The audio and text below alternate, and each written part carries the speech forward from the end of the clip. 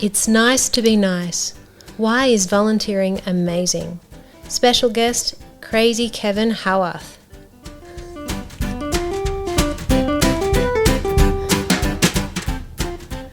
Kevin, I got your name wrong, didn't I? Oh, goodness me. The amount of people that get my name wrong is so funny. And it's just Howarth. It's Howarth. It's so easy. It's so easy. Yet I got it wrong. Howarth. I put too much effort in. You did. I did. You overthought it. I did overthink it. There you go. But you are known as Krazy Kevin, aren't you? Yeah, and that's crazy with a K, not with a C. Krazy Kevin with a K, absolutely. So we're talking about amazing volunteering, and we just caught up a moment ago and thought, you've got so many strings to your history. Where are we going to go? And you said, I'm about to present at an event. Tell me about that. Well, as a town crier, I'm fortunate enough to go to lots of events and all this, that, and the other, and we have a Volunteers Day, and it's about this time every year. Yeah. And we give certificates and things to people who 5 years volunteering, 10 years volunteering. The last time I did one, we had somebody who'd done 45 years volunteering. My gosh. And it's one of these things that the mayor said, it says it's so many man hours and it's free, because all the people just do volunteering free, like working at the information centres. Some people are out in the little towns and cities and they'll go and cut the grass and they do this, that and the other, saving council workers not having to pay the council. Well, I think there's nothing more valuable than time and kindness. Yes, that's what it's all about. Well, that's it. That's my mantra. It's nice to be nice. That's what that's what I've always thought about things. If I can leave somebody, just having a chat with somebody or whatever, and leave them with a smile on their face, that's what it's all about, I think. And you were saying when we were chatting earlier that it's the second largest. It's second largest workforce in Australia. There are the volunteers. It's incredible, isn't it? The amount of money. It's just amazing how much they save. Yeah. And it's good to give them recognition as well, instead of like having people just doing it for so long and then just thinking about, can you do this, can you do that? They actually give them like lovely certificates. We have a beautiful lunch and everything, and I get to walk people down the red carpet. It's great. It's recognition. Yes, isn't it? That's what it's all about, because people don't get recognised enough for things like that. And we can do amazing things when we feel appreciated. But if we don't feel appreciated, it's not so great, is it? That's it. You just feel like, you can feel taken for granted even. Yeah. Yeah, absolutely. I love that you get to meet all these people. Oh, it's great. And I actually, going back in time when I used to, because I'm a former UK DJ of the Year and I've worked around the world, all over the world. Let's just slow that down. Let's slow it down. Slow it down. All right. We've got to cover a few things here. First of all, now we're going to come back. Let's come back to the DJing. Is that okay? Let's go back to the first point you made for the listeners, town crier. Yeah. Now, I've never met a town crier before. That's are you feeling on it? There you go.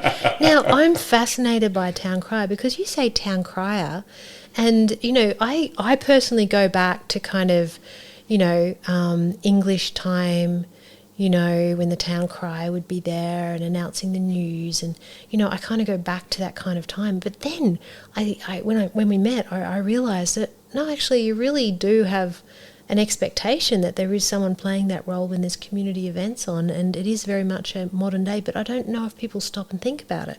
Well, what it is, when I say my 3 words at the start, oh yay, oh yay, oh yay, that comes from the French. Does it? It means listen here. And because it started off, it's been going Greek times, when the Spartan runners used to run, and then they'd sort of say to the king or whatever, we are winning the battle at so-and-so marathon, we are winning the battle. So that's where originated the calling, the crying, the crying out, how they're doing the battles. Broadcaster, really. Yes, yeah. Well, when I go out, I talk at schools and things and all that, and I always say, we're the original Google. Because we'd be telling people. Yeah, sharing the news. But in 1066, when the Battle of Hastings, when William the Conqueror took over England, they wanted to get the news out from where they'd conquered England down near London. Yeah. And they sent people out all the way across England to say, you've got a new king, he's called William the Conqueror and everything. Wow. And it just developed more after that. And Have you heard the saying, there's a saying called "don't shoot the messenger"? Absolutely. That comes from town crying. No. Because what had happened, a town crier would go to a village or a town, Yeah. and he would say, we're putting the taxes up on your sheep or your goats and everything. Don't shoot him. And everybody be going, we don't like this, we don't like this. And sometimes he'd get beaten up and all that. And Pull out your bow and arrow. Yeah, and so the king would actually put a directive on, and still now it's in operation in the UK, in England. What do you mean? You're not allowed to shoot the message, not allowed to hit the town crier, hit him or whatever and all that, because you could be sent to prison. So you're like a protected species. I am a protected species. I like it. And then also pinning the notice, that comes from a town crier, because he would read his cry and then he would pin the notice onto a tree or to the local tavern or pub so people could read it. Because back in the old days, the town criers were the only people around the area that could actually read and write. No way. Yeah, so they would sort of like do the speech and do the cry and then pin it to the wall for people to look at. They would have been this link because they would have had access to people with the news to give to the community. Yes, yeah. They used to sell, also they used to be there at funerals. They'd do funerals. They'd sell wives in the old days. I read all this story about selling wives. And Which things. countries? England. England? Yeah. Oh, excellent. Weird. I know all the different things that this person would come into the community because he was like a revered person or whatever to tell people. And also ringing the bell to tell people, get to bed now, it's time for bed. What? Get to bed. You know, like to get to sleep. I'm sorry. As it got dark. Why would people need to be told when to go to bed? It's just the part of it in the old days. Was it the clock? Yes, it was like the clock. Oh my God. Because people didn't have watches and things back in the old days, and they'd go ringing the bell at midnight, it is now midnight or whatever, and things like that. Oh my God. All sorts of things which I never knew about until I became the town crier and then found out all about the history of it. So it's ultimately about communication. Yes, yeah. Talking to people and being the sage or whatever, being the person. Yeah. And Kevin, when we met, I noticed you had a very quiet voice, just like mine. A very quiet, calm voice. No, but you've got this beautiful, honestly, you've got this voice that just has, it has huge presence. Now, and then you told me you actually went into a voice competition. Tell me that story. Oh, yeah, well, I was invited to be in the Australian Town Cry Championships. There's a thing called the Australian Town Crier Championships. Of course there is. Of course, there's about 25, 30 town criers around Australia. Why is there not one in every town? Well, we need one in every town. You petition for that, please. No, but I mean, how come Toowoomba has one? Everyone, Toowoomba is southeast Queensland for those international listeners. Yeah. So how come Toowoomba has a town? Because you're here. Well, it's because it goes back to the 19th century in Toowoomba. They've always had a town crier. But some towns, cities don't. No, some towns and cities don't. No. But there's no reason. There's one in like Maryborough. Really? All the older towns. Really? Yeah, in Sydney and everywhere and all this. So does Brisbane have one? Yeah, Brisbane's got one. Yeah. Wow. And then what happened? I went into the Town Cry Championships, and then luckily I won the championships. You won the championships of Australia. So I'm the Australian Town Cry champion. But also they have a thing where they have a decibel meter, and they have the decibel meter, and I got 103, and it's like the noise of a continuous chainsaw going. Is the sound of your voice. Yeah, the sound of my voice. That's a compliment, no? Oh, well, when the carnival flowers come up every year, yeah, that's the only time that I lose my voice. The next day, I can't speak. What do you have to do that day? I'm at the front of the parade, ringing my bell on a beautiful car, and there's like, I don't know, the estimates of 50,000 people lining the streets and all this, that, and the other. And I'm ringing the bell, going to the right, and people go, Kevin. I go, oh yay, and go to the left, oh yay. And then it's good for my waist because you're moving backwards, sideways like this. but the voice the next day, it's great. All my friends sort of say, it's great, we love it this Sunday, Kevin, because we can't hear you or anything and all that. There's no noise. So does this mean you're the loudest person in Australia? Yeah. You're the loudest person in Australia. That's fantastic. How many decibels would I make? What's the average person make? Just as a reference point, do you reckon? I don't know. It's probably in the I don't know if I'm average. 70s or whatever. 70s. Yeah. 70s or whatever. Wow. I get told my voice is very low and very quiet. Yeah. Yeah, so that makes people think more about you, doesn't it? Whereas like when I'm just bellowing out, it goes over people's heads. That's so wild. How did you come across the town crier position to go for in the first place? Well, that's a lovely story because I've got a little small radio show here, and I met... Okay, let's get into that. Okay. Okay, the radio show is... I'm on Power FM. Power FM in Toowoomba, southeast Queensland, and jump on, there's Krazy Kevin. Yeah, you can go on to powerfmradio.com.au and you can go and hear me on the radio there. And you've interviewed me on that. I know. That's how we met. We got 3 hits for that one. No, we didn't. 3 million. Yeah, at the zeros. Oh, that's funny. Yeah, so, sorry, back to... So what I did, I interviewed the local town crier, a lovely gentleman called Ralph Cockle, and he was the town crier for 20 years. And I got on really well with him, and he did a cry for me to say, listen, you're listening to the Krazy Kevin show.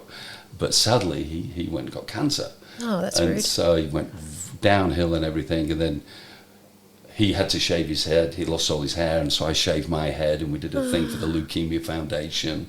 And then... Volunteering. Yeah. And then he died. Sadly, he died. And then about nearly a year later, they put the job up. For a town crier. For a town crier. Oh, and that's actually really meaningful, isn't it? Yeah, and somebody said, have a go at town crying. But it was so hard at the start, Christy, because what happened is I took over, and of course Ralph was an institution, everybody knew Ralph. And when I did a few of these things, people would be saying, oh yeah, Kevin, but Ralph did this and Ralph did that, and Ralph, and I was like, yeah, and I'm humble, I'm like, yeah, Ralph was great. Then I did another volunteers thing at Highfields, and there's few hundred people there. I brought the mayor on, and then afterwards everyone was having tea and scones, and then everyone was saying, Ralph did this, Ralph did that. I got a tap on the shoulder, and I turned around, there's a little old lady there. She says, Ralph would be proud. Aww. And that made me, and it's like the old adage, isn't it? It's like the king is dead, long live the king. Yeah, big shoes to fill, but then you've got to create your own shoes, right? And let people know you're bringing your own take to it. And that's it. When I go to the Town Crier Championships, everybody remembers Ralph, but they all say, Kevin, you've done so much. Yeah. Not that Ralph didn't do, but so much. You're the Australian champion, and you're this, you're that. And you do a huge amount of different events, don't you? Oh, in all different manners. I mean, okay, so let's go back. So then you've got your music. So your background. I'm moving my hands, everybody. The hands here, the music. Yeah. So we'll take you back to the UK now. Right. So you're over there, and you come into the DJ world, and you won an award. Yes. Yeah. I started DJing, and that was lucky. I started DJing. I started seeing this girl, and then her brother had a little mobile system thing, and then he asked me to work with him and started working with him. And you had to get over your shyness. Yeah. So like, so and then I started doing that, and as you can notice, see my odd socks. Yeah. I got Kevin's wearing odd socks. I've got what happened. I was asked to do an actual audition at this place, and I'd just been doing small little places and all that, and I went to this place and there's 3,000 people there, and I went on this stage, and the guy says, right, this is how you do this, how you do that, and I put the wrong needle on, I did this, I did that, and I came off, so thank you so much for letting me have a go, but you don't need me, do you? So he says, no, we want you to DJ for us. And do you know what, Kevin, I love your odd socks. And in my panic, I put on an odd pair of socks. Yeah. And so I've always worn odd socks. It's become your thing. It's become my thing, yeah. So there you go. My crutch or whatever. Oh, that's funny. You're lucky odd socks. Yeah. And then from there, I was working up the north of England near Manchester, and then I moved down to a place called Cambridge, working in Cambridge. Somebody put my name in for a DJ competition, and I thought, well, yeah, okay, I'll go in for it, whatever. Yeah. And from there, I went from there to the quarterfinal, semi-final. We had the final in London, in Leicester Square, and I won the final. You won the final. Yeah. What was the competition called? The UK DJ of the Year. UK DJ of the Year. There you go. So I became the UK DJ of the Year, and there's about 4,000 people went in for it or whatever. Supposedly, I never knew any of this. And then when I won it, I thought somebody else had won it. And so the winner is Kevin Howarth. I was like, oh, that's me. Wait a minute. And I've won it. And then, but that's wonderful. The funniest thing though was I've got a trophy. I got like £2,000. I got equipment. I got all this, that, and the other. Go back to see Mum and Dad up north of England and all that. Mum's going, well done, Kevin. Oh, well done. Do you know what my dad said to me? What? When you're going to get a proper job? Yeah. This proper job that I've never had has taken me around the world. Well, you know, if he had been there with 4,000, I don't know how many people were there in that square watching, he would have been pretty impressed. He probably just missed. Yeah. Well, John comes from all over Europe and he's done to many rave parties, so maybe you were there. Who knows? That is so cool. So we're talking about volunteering. How I mean, you've already talked about two things you've done with volunteering, but it sounds like from our chat before, that you've done a lot of here and there, bit, different sort of.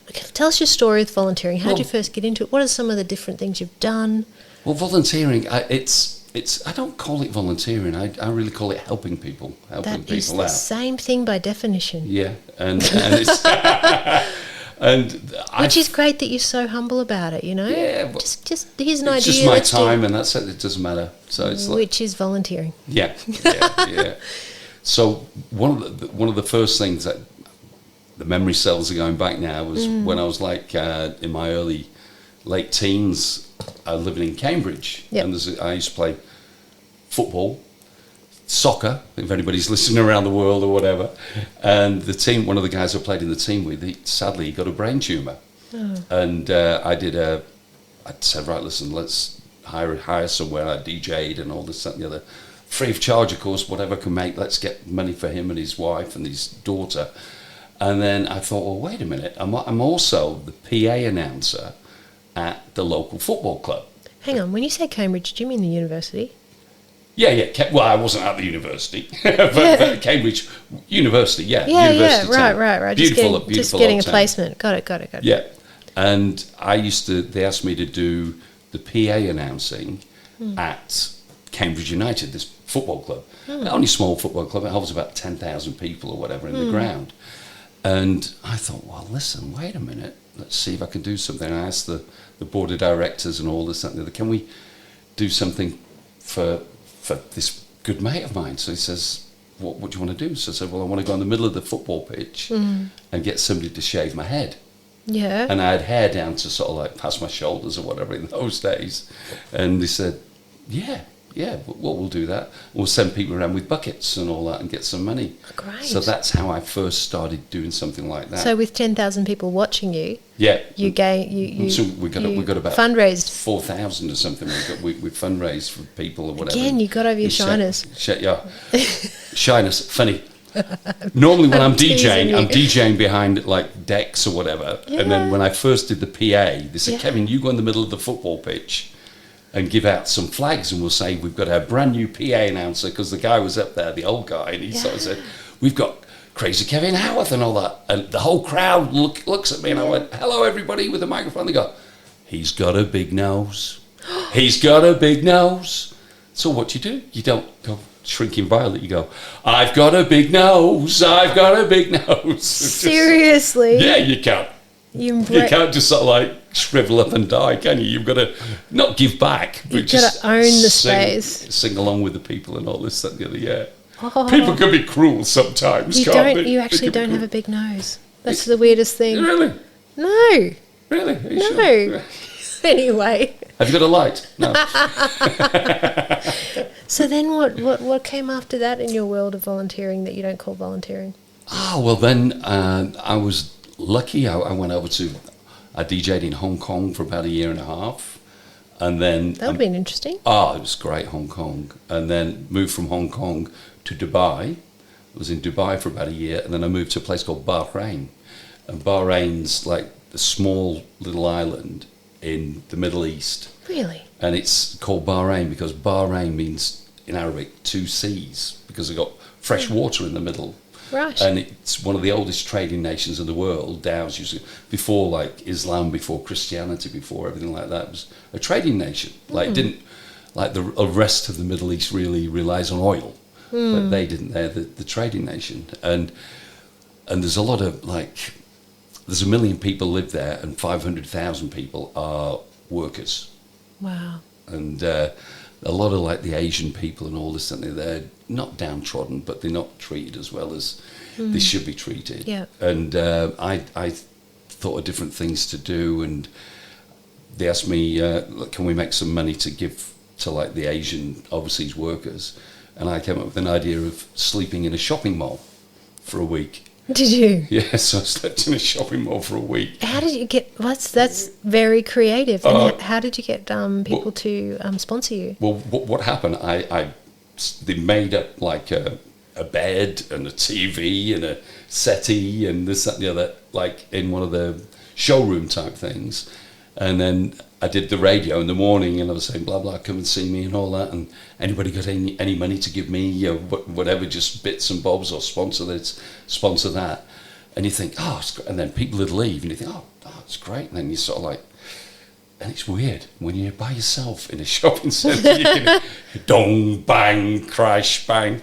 The mannequins over there start looking at you. You're thinking like this, and then you're there, and you think, oh yeah, falling asleep. Next thing, the cleaners come in about 4:00 in the morning, don't they? So, so that was one of the hardest things I've ever done. For a week. For a week, yes. Wow, I hope they had a bathroom for you. Oh yeah, there's a little bathroom and toilet next to me or whatever and everything. But wow. But it was amazing to do it. But did it get traction? Oh yeah, we got loads of traction. People from all over the Middle East contacted us and all this and the other. Yeah, it was great. It was really good. And made a bit of money and all this and the other as well. That's what it's all about. And it's money, but it's also bringing attention to a cause, isn't it? Yes, yeah.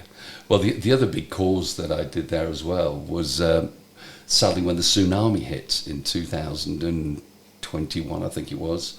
I was on the radio and it was Boxing Day, and I do the breakfast show from 6 till 9, and then we started getting these feeds coming in saying, oh, there's been a big tidal wave that's hit Sri Lanka and India and Thailand, and we're like, my God, what's all this all about? And so which country were you in? I was in Bahrain, in the Middle East still. Right, and, yes. And they were all around you, yeah. And I knew Sri Lankan people, I knew Thai people, I knew Indian people from being in Bahrain, because it's a melting pot of all different cultures and nationalities. So anyway, I started like getting all teary and a bit upset about it. I'm thinking, all these people.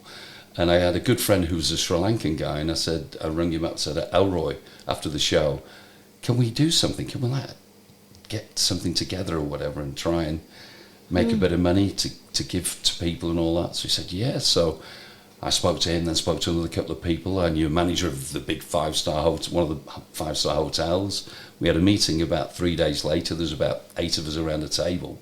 And from that meeting, we had an all-day event about 2 weeks later, and everybody had given stuff. Like, we got travel agents giving flights and this, that, and the other, which we could auction off and everything. And I got bands and DJs to work all day. We did it from like 12 o'clock lunchtime to 12 o'clock at midnight. And then we had all these items at the end of the day which was left over in the raffles and all that. So we started auctioning them off, and then there again, my hair had got long, and this Scots guy at the back of the room goes, Krazy Kevin, I'll give you $500 if you shave your head. And so I went, oh, okay then. So what I did, thinking out the box again, I said, okay, I'll do that. Got the money. The next 2 days, I got a poster made up with my hair sticking out like that, and I looked like Einstein. And then went to a shopping centre and got on the stage, and I got a friend of mine who was a hairdresser, and everyone was around, and I said, right, okay, here we go, we're going to shave the head. And I said to him, I said, Steve, just shave half my head. And so he shaved half the head. Really? And I was completely bald on one side, and then the hair was down here like so that. Badly. I had the best comb over ever. It was great. And then from that, I stayed 2 weeks like that. Yeah. And then that generated as well, because people were looking at me in places and all that, and why you had like that? I said, oh, because of da. And in the end, we made, because it was in dinars, which is 3 to the dollar, we made about $150,000 Really? in the space of like. Everyone's like, oh my gosh, please finish shaving your head. We'll pay you. But overall, with everything together and people's donations, we gave it to, it's not the Red Cross over there, it's the Red Crescent. Yeah. And we gave it to them, and it was distributed to like the 3 places, and it was just like a national event, and it was amazing how people got together and got to do things, and and you're facilitating that. You're giving them a vehicle for how they can get involved. So not only facilitating that and actually creating the money, but also creating the awareness and that connection. Absolutely. And I've done things like for breast cancer for Think Pink and all this, that and the other. I've worn a pink dress for a week and pink wigs and things like that. I quite like the dress, actually. No, no, it's just giving back a little bit. I don't think you should be on radio. I think you should be on TV. What, interference? No, we can kind of use the whole picture. Absolutely. Wow, that's so great. I have a lot of clients who have depression, who are stuck in life, and they're at home and they're not working, and they might be socially isolated, socially anxious, the whole lot, and a massive step to get them back into the world, to be engaged, to get them up, get them dressed, get them outside, to get them to have social contact, to have a sense of purpose in their day is through volunteer work.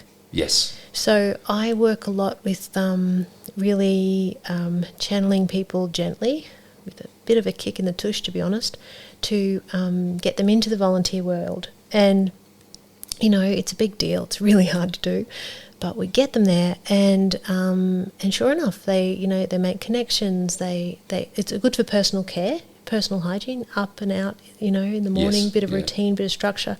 I've got to get food because I've got to eat. I've got to wash clothes because I've got to wear them. Lots of things like that.